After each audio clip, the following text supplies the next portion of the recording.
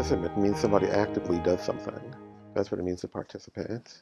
Um, but without saying what they're participating in, it's a word without meaning. I mean, the word participant actually obliterates the role of the person. So principal investigators are participants in research. And if you said, well, we're not going to call you principal investigators anymore, we're just going to call you participants, that they would be very upset by that. Data analysts participate in research, and they're data analysts. It's only subjects who participate in research who are called participants now. And the thought is that to call people subject demeans them, that they are under the control of another.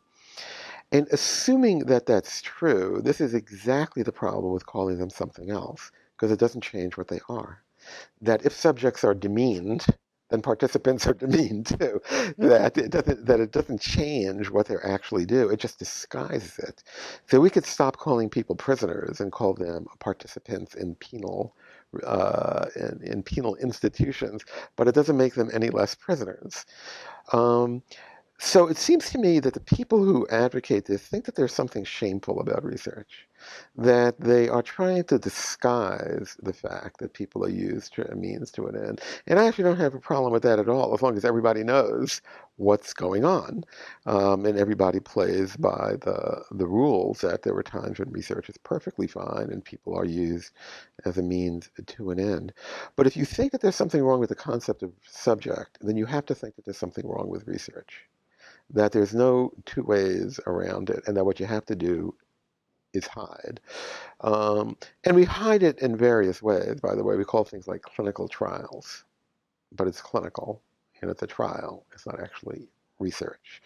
Um, and I think it's unfortunate that people feel that they have to hide it, because I think what subjects do when they're well informed is extremely noble, and that they. So if I were writing, regulations, part of my regulations would say that every research subject has to get a handwritten thank you note from the principal investigator, thanking them for their contribution to this important endeavor, and that they didn't have to do it, and we respect them for doing it. That's what it would mean to respect human subjects, and to understand that human subjects give the rest of us something of enormous value. Um, So participants is just a disguise. And, in part of what we wrote, although the article is unpublished, is um, that the Hastings Center had run an article on brain dead participants. And we thought that that showed you how really stupid the whole concept was, that you could be dead and a participant.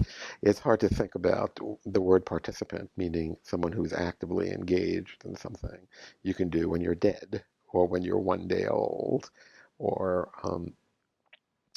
any of those folks who are not actively involved. The thought that you're given a pill to swallow makes you a participant is pretty strange.